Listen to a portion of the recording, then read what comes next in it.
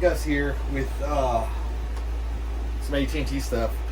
So you just moved into your new home and you wondering what you have at your home.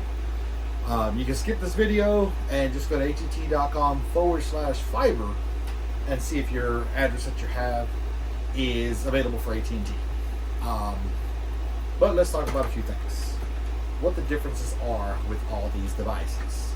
You got your high-end fibers, your 5,000 megabyte services, your up to 1,000 fiber jacks, your AT&T broadband, DSL, and then you have the older ones here.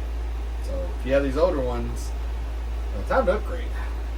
You can put this on the slow 7 or 1 meg service. Hopefully they got more than that. Like I said, you can probably just go to different companies. That's if AT&T only offers 1 to 3 megs. The other companies like Xfinity or Comcast Cable or Spectrum or Charter or anybody that offers even those satellite, HughesNet or Viasat, if you're only getting one with AT&T. Not to say anything bad about AT&T, but one is not enough. Even 18 is still not enough, but it's better than 1. So let's talk about a few things here. Old setup, right? This has like one Wi-Fi card, and it's a 2.4 Bgw card. So you got your bugs flying through here. This is a BG card. It gives you, I think, up to like 30-40 megabytes a second. Not very fast, not very good, but it's still there. Right? Then you have your really old legacy devices with the little buttons and the 2 phones on top and bottom and your DSL, and for some reason you can even hook up a fiber modem to it, which please don't. Alright? Your DSL plug goes right in there, and that's how that works. Let's skip that. Alright? Now we're going into the Bgw320s and the 526H, which I don't have because I don't have them. This is the flagship for AT&T's copper network. This has dual radios, 2.4 gigahertz and 5 gigahertz frequencies. The 2.4 offers BG in card, ranging about up to 100 megabytes per second. And the 5G in and AC card can get you about 300 megabytes a second on the Wi-Fi. All right, those are Wi-Fi devices. You got 4 ports in the back. You got your fiber, and you got your DSL, and you even got the phone lines for people who want to do phone lines. All right.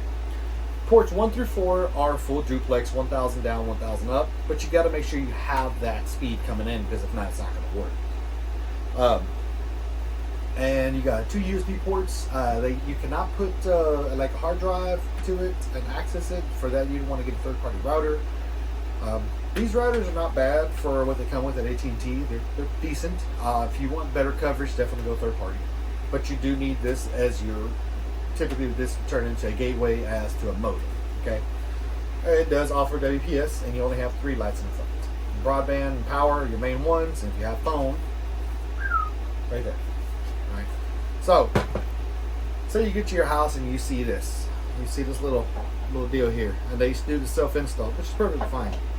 Plug it into here, plug it into the back, and that's it. Oop, crud, Hadouken! Alright, not cutting that one out, that's funny. Your power should always be green. Your broadband, if there's no service, is going to be red. Blinking red if it's looking for service, blinking green when it's activating the service, and solid green when you have full service too. You're going to need your smart home manager app to activate it if you use a smart home or your self-install kit. If this isn't at your home and you are available for a copper setup, you can go bonded pair up to 100 on copper. Technician will be able to do that for you guys. Areas to place the gateway would be subjected to where you already have wires, or if the technician gets safely into that side of the house. Alright? So, broadband DSL. Let's get into the fiber flagship. This is an older technology, but still very functional. Alright? And the reason why I would see a lot of these is, we'll get to this one in a minute, but let's say you don't want to put in new holes in the home, and you're renting and the landlord says, no, use what's there. Okay, cool. This is probably going to be located in the garage. All right, so this would be in a garage, and there should be a backfeeded Ethernet cord that's plugged into here, into a panel, and then you'll have like a wall jack with a red port, which will plug this directly into the back of the gateway, giving you up to 1,000 megabytes per second. All right. Now remember, this is not going to push 1,000 on the Wi-Fi. Your cell phone's not going to read it, and you have to have a device that's capable of reading 1,000 to get those speeds. And you will be using 1 port, 2 port, 3 port, or 4 port to connect it. You will need to have a Ethernet cord with all pairs punched down. All right, you can't do a 2 pair. It has to be all 4 pairs. Now you get like 95. I made a video about that earlier. All right, now we're getting into the good stuff here. Bgw320. There's a new one coming out, by the way. Bgw320. Super simple in the back. Power, SFP. Depending on what service you have at the home, it will require either a green, which will give you up to 1,000 megabytes a second, creaky table, or the red SFP that can give you up to 5,000 megabytes a second. Depending on the area, let's say you are the new XGS farm. Okay, here we go. This plugs into here, clicks, and then if you have this, please call 288-2020 and have them send a technician so they can clean these ends. But I'm not going to pull this out. It's a good one. So it can give you up to 5,000, and only port 1 can give you 5,000. But you also got to make sure that your device can handle 5,000. Your phones is never going to read anything above 750 in the same room that this is in. Okay. Your computer, if you have a gig card, it can only read up to about 970 to 1,000. If you have a dual, like a multi-gig, like 2,000, 5,000, and 10,000, you should be reading between, I think, 4,500 and 5,200. Overshot that one. So 5,000, up to 5,000. Okay, make it simple. That's a lot of speeds. That's a lot of bandwidth. But your ping level should stay the same between 3 to 7 millisecond pings.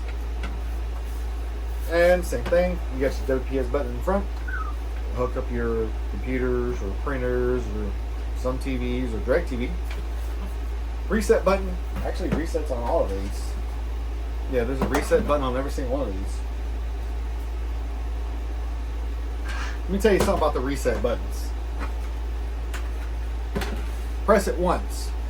Do not hold that reset button down. You're going to wipe out your saved settings.